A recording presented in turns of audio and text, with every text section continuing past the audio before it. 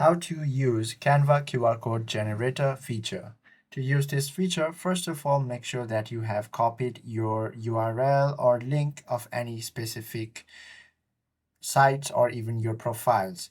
Now, once you do so, all you have to do is simply open the Canva application itself. Then open your project or start a new one. Then head to this elements option, which you can find bottom on this navigation bar. Then tap on this box, text box, and then type in QR code generator. As you can see, after some time, this QR code generator should be shown over here.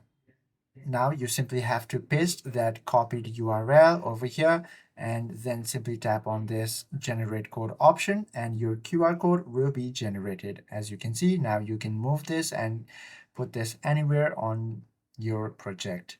I hope this video helps you out a lot. If you have any questions or queries, please do comment down below.